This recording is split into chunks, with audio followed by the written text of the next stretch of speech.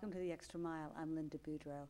Our guest today is Richard Melancon. Richard is with Melancon Jewelers in Abbeville, and we're going to be talking about jewelry, jewelry making, jewelry design, and those kinds of things. And I have to say at the onset that Mr. Melancon is not just a jeweler. He's a fantastic jeweler and has got lots of wonderful designs that we're going to be able to see and share with him today. So, Richard, thank you for coming. Thank you. It Thank is you for having me. Such a pleasure, and your work and your wife's work are just beautiful. So we're Thank going to you. get into this in just a few minutes, but just to kind of start, how did you get into the jewelry business anyway? Oh, got out of college in 1975 and looking for a job like anything else, and went to work at Gordon's Jewelers in Northgate Malls. I remember that jewelry store. Oh yeah, right on the corner there, and stayed there a couple of years and managed a couple of jewelry stores around Lafayette, and then went on my own in 1981. That was 30 years ago. Well, it goes by fast, doesn't it? Oh God, yes. So, so I guess your degree wasn't in jewelry making or No, jewelry design. It had to be a typical, degree from USL at that time. That's right. And I wasn't in design, and as I say, when we opened up our own location, we had to do something that was out of the norm. We wanted to be able to not just buy jewelry and put it in our showcase, but we wanted to make our own special pieces. And so that's really what you do, and that's partly at least what you're known for, because your designs are exquisite. So Thank you. rather than just kind of keep people in suspense, let's just kind of start jumping into some of these designs now because they're right in front of us. But before we do that even, you've won state and national awards with all the designs that we're going to see today. Is that right? We won 4 times we won national awards for our custom designs. We won 5 state titles, and we won over 30 other numerous awards throughout the years that we've designed. But the most notable one is the Torch Award that we won in March. It was an invitation-only award. We had to win the state title, then we were able to enter it in in the Torch Award, and we were fortunate enough to win that particular award. So how many jewelers were invited to that? They have everybody that there are 50 states, and there are 50 different organizations, and everybody was invited. Their particular winners of each of the states were invited to this particular invitation-only design contest. So since you won first place, I'm thinking that makes you like the best jeweler in the country last year. Well, I know, but we're kind of modest. We do the best that we can. We're fortunate enough to have some really great people working for us. I have one of the best jewelers in the state, Kenneth Hardy. He's been working with me for 28 years, and he's an artist in his own right. He's very meticulous in his workings, and when I hand him something, he's even more in particular about giving it back to me completed. We do a lot of the designs, and he does a lot of the finishing work, the diamond setting and the polishing and the rhodium, and whatever it takes to make it really come out pretty. So it's really a partnership between the visionaries and the craftsmen. Correct. I mean, I bounce a lot of designs off my family. I bounce them off my wife, my jeweler. So we do a lot of collaborating between everybody in the store. So is it really a creative process that y'all get into? It's like you have a stone and you say, okay, it's time to make something. Let's see what we can do. I have stones that in my parcels of stones that I've been. 3 years ago, I had a piece that had been in my diamond wallet for 25 years. And it just so happens I took it out, and it went well with another piece that I wanted to design. It was an antique coin that I was putting on an antique gambling chip. You know, both pieces were 300 years old. So, Ooh. and I always had trouble visioning how each one of them would be designed, and I actually put the two of them together, and they just really sparked. And that's typically what we do: is we find something that we like and we design around it. Last June I bought for this particular cross is the Croix de Soleil, French for Cross of the Sun. We had a name contest, and it actually, I bought a parcel of yellow canary pear shapes diamonds, and wanted to do something with it, and we had a bunch of designs, and we actually didn't know exactly what. So after a number of drawings, we came up with this particular design. Here we go. We got a nice shot of this now. Now this one is.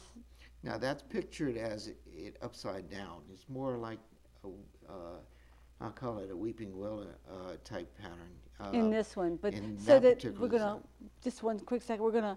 So this piece is the one that won the first place, right?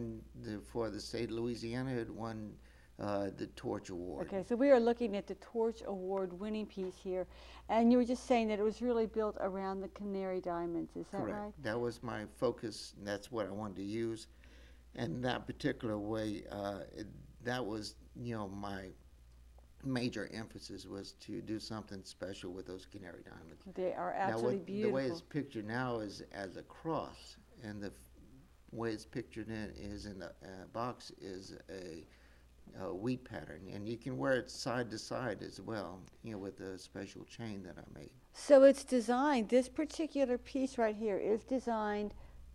The wearer can turn it either way, right, and put it on a chain. I love multifunctional jewelry. That something that you can wear 2 or 3 different ways. Seems like you can just get that much more out of it. Because it does. It has a different feel depending on which way you turn it. It really does. It really does. And we do it upside down. We do it. You can wear it side to side as well. I mean, it's kind of hard to see. It's side to side, but it does work well 4 different ways. And so that's a part of the design component that you have to come up with is how can you take this geometric shape and move it in different ways and then have ways that you can fasten it. Correct. Okay. And this is a one-of-a-kind piece, right? You don't make like we don't make 40 of these. We don't make duplications. We don't make anything but this one particular piece. It's near and dear to us. It takes us about 60 or 70 hours of work to fabricate this, and we do it from scratch. Based upon this is kind of a design, element, all the patterns that we go through. Okay, and we're going to get a shot of that, and then we're going to kind of there we go. We can go through this now. Yeah, we basically, we start off with a drawing, and then we lay out the stones on top of the drawing. So what we see in that first picture is just simply your picture, your drawing of it, and the stones laid out on it. Correct. Yes, okay. And then, we actually, in this particular piece, we hand fabricated it, which means that we bought the pieces of metal in 4 millimeter by 2 millimeter thickness, and we actually formed the metal into the curvature that we needed in order to make the design. This particular one, you can see the element of the design when you put it all together. We go ahead and we have the different design elements. We put the pieces of metal together like you'd miter together something, or okay. You can best equate it to building a house, and this being 2x4s. We actually form the metal in the different curvatures, and then we put it together. And then here's kind of a picture of the piece that after it was together and we were kind of playing with the piece, and we kind of trying to get the angles down and see how the diamond would be set in the middle. I had a mental picture of how I wanted it, but it's just tweaking the idea of putting it all together. Then after we assembled it, we lasered all the pieces together. And that's in the bottom corner, right here. We have a laser that we lasered all the pieces together. So that's how you do that. Yeah, we brazed it, and then my jeweler floated it with a torch, and then after we had all the pieces together and tweaked it the way we wanted, we had set the diamonds separately in heads, as you can see in the bottom middle, and those were ready to go, and the diamond in the middle was ready to go. The diamond in the middle was kind of an afterthought. We had put a canary diamond emerald cut in the middle, and then we were playing with it, and I had a radiant cut diamond, and it just fit perfectly in that particular square, right in the middle of the piece. And when we did that, we put the canaries around it naturally. And then we laid everything out and then lasered it in place, and then basically that was it in a nutshell. That's the symbol process. When you're hand fabricating something, you're buying the pieces and you're fabricating it back into a design. So that really is the craftsmanship of the whole thing. Oh, Now, when you're in competition, are there certain things that they're looking for, that the judges are looking for? Well, marketability, craftsmanship, uniqueness of design, sellability, all those things that really make it stand apart from the competition. And if you have, a number of different designs in a competition, you always have, that particular favorite. Of course, we're kind of biased, Well, we know what we like. I know what, I like. And I've lost some competitions that I thought I had clearly won. And I've won some competitions that I really like this other piece also, but, so it's kind of a different thing, when you're talking about competitive, design work. And really, your jeweler, your shop is not just about these wonderful pieces. I mean, you have a jewelry store. Yeah, we have a full-line jewelry store. So people can come. We offer, all the services that every other jewelry store, typically has. But we just happen to have the best jeweler and the best design staff in the state. Yeah. I believe. And perhaps, seriously, in the country, because based on the Torch Award, I mean, I'm just going with what's here. Right. So it's just, I think it's such a privilege, again, to have someone from Abbeville who's just got such an outstanding team and doing such outstanding work. Thank you. Let me ask you real quickly before we look at another piece. If somebody comes into to your shop and they want you to make a piece for them and they have an idea, can you do that too? We take a lot of pieces that people have envisioned and duplicate them. I even had a gentleman that came in and wanted a sprinkler, like in an industrial complex. He wanted it replicated, and we replicated it for a piece of jewelry that goes around your neck. We've had some bizarre things, that we've done that are quite unique and different, and people quite often, one of my loves is to take old pieces of jewelry and recreate them in something new and different, and something that's sentimental and also very special. Okay, so you can do all that too, Oh, of course. very Okay. much so. I'm going to move on now. Okay, we've got your this one was designed by your wife, the bracelet, right? Let's see. I think he's got it up on the screen.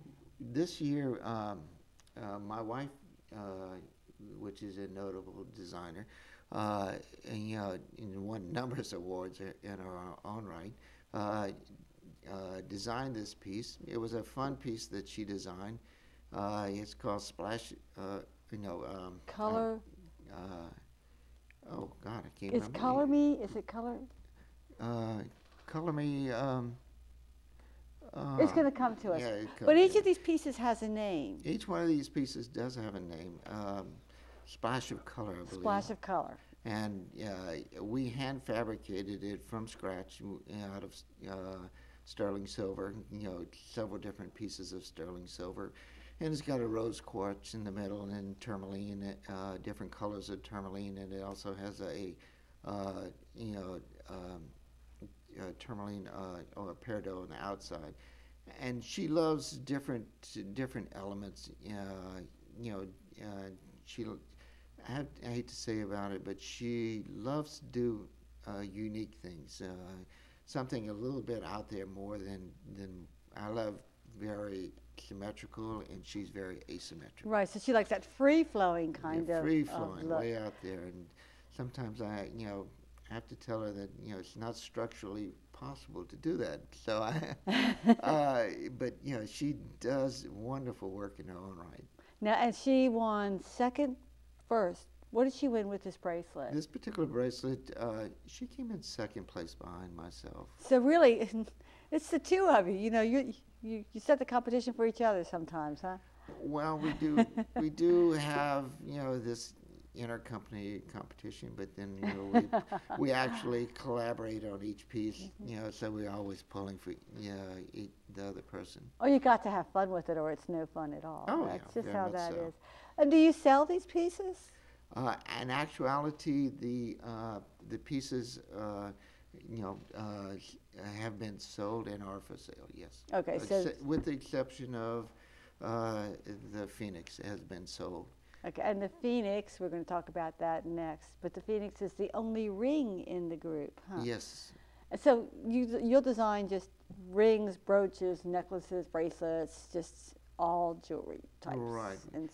And again, how do you decide to make a ring rather than, say, a necklace out of this piece? What we do is we actually Piece meaning the stone. we of course. fall in love with a particular stone. In the Phoenix case, we and this is the Phoenix. It's the ring. There we go. the Phoenix. It has a kite-shaped canary diamond, and then it has diamonds, white diamonds around it, and it's up on a bridge of diamonds underneath the Phoenix. Yeah, you can see that through the shot. Okay. So it's a very unusual piece when you're looking at it. Being that it has no supports underneath it, just from the front and the back. And it's very unusual to find a kite-shaped canary diamond. So that's particularly what our emphasis is when we're looking for a design. We fall in love with a particular item, like the canary, like the kite-shaped canary, and we fathom what type of design would be best for it. Now, are there some structural tricks to making this one sturdy and stable? Well, naturally, it has to be practical. And when you look at it from the side, if you have a side view, it is I'm going to structural. turn this for the side for a second, see if we can get a side view, because it's very interesting from a side view. It looks like it's almost floating. It is floating, but it does have a nice piece of gold going up to the point and the back of the kite shape. This particular piece, as I say, everything was just handmade and fabricated around the piece.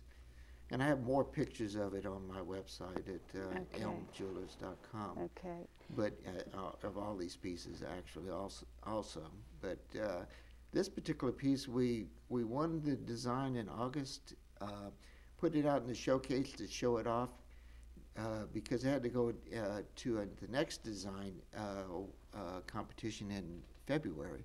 And somebody came in and they bought it from me. It was in the showcase for 2 weeks. Well, and we want to thank them for letting you Yes. borrow it again today to share with all of us here in Acadiana. It's one of my favorites, I promise you. It's not often do you see a kite-shaped diamond, much less a canary. It's just beautiful. And then the last piece that you brought today is a brooch, and I just love this one. It's kind of whimsical. It's fun, and as we get a zoom up of the photo. it's a piece that my wife, The whimsical one. 3 years ago, we went into competition, and I came out second, and she came out first. And we, we were fortunate enough to come out first place with this particular design. This is a Kishi pearl, and she happened to be going through some odd-shaped pearls that she had, and this one looked like a fish. And as I say, we try to find a individual item of the piece, like this particular pearl, and design around it. And she thought it was fun, and she put a white pearl behind it, and then we accented it with diamonds and made a really pretty brooch out of it. And it's a whimsical, fun kind of piece. Yeah. It and has. That's what she loves to do. She's quite talented in doing whimsical and really nice pieces. But this particular piece, 3 years ago, she came in. As I say, she beat me. So we go back and forth a lot. I think it's got to make for wonderful dinner table conversation. Yeah, we come in too. second and third places sometimes, but on the overall, I mean, I think we won more design. I know we won more design awards than any other jeweler in the state, and we're quite proud of that. And it's something to be very, very proud of. Thank you. Now, at the beginning of today's show, you were talking about the fact that you're up to celebrating your 30th anniversary. Yes. Do you have any plans for your big celebration, for your big 30? We always do some kind of gala. We basically, we're just starting right now. You're putting together some things. We have another design contest coming up, and we are going to have be celebrating it all this year, and we're blessed that that we've been in Acadiana for all these years and been very successful. So is this when you were starting out and graduating from USL and all that? Did you really ever imagine that you would be sitting here 30 years later, really a top designer in the country, in the state, and selling just wonderful, magnificent jewelry? No, I mean, I've always thought the only way to do it is, if you're going to do something, do it right. We give 100% effort and put a lot of blood, sweat, and tears in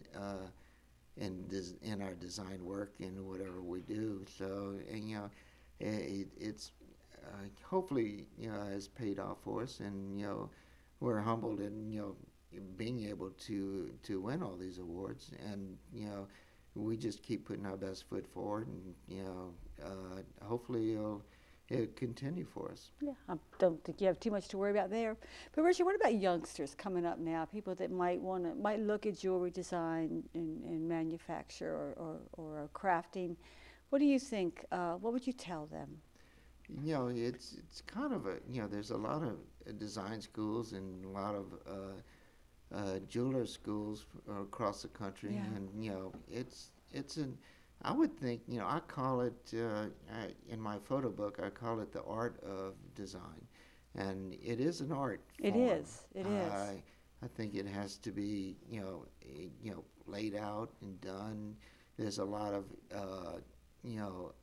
engineering in it, where the way you have to lay out something on a ring or a pendant or such. But there's a lot of different elements when it comes into putting together a design piece or just working on a piece of jewelry. But there's a lot of gratification in doing it. And if somebody's going to want to learn design or putting something like this together, they need the fundamentals. They need to be a goldsmith. They need to be able to know how to set a diamond or how to polish a ring successfully, and it's a technique. And I'm fortunate to have, as I say, one of the best goldsmiths in the country. And when we're putting together, any of the pieces that we design, or we're working on somebody's diamond ring, it's all goes back to the fundamentals. And you have to learn the fundamentals. And you just can't move ahead until you do. And that's how it is. You have to know what you're doing. Well, I just want to thank you for coming and spending time with us today, for sharing your beautiful work. Thank you. And I congratulate you, too, on your awards, your many awards, and on 30 years of business. And if anybody wants to check them out in person, you are in Abbeville, and your address is, where are you in Abbeville? We're on the bypass in Abbeville, 24, next to Steins, you might say. Okay. Very accessible. I've been there since 1984. And check out their website. Richard, Thank thank you so much for being here today. I do appreciate it. And thank you for watching The Extra Mile.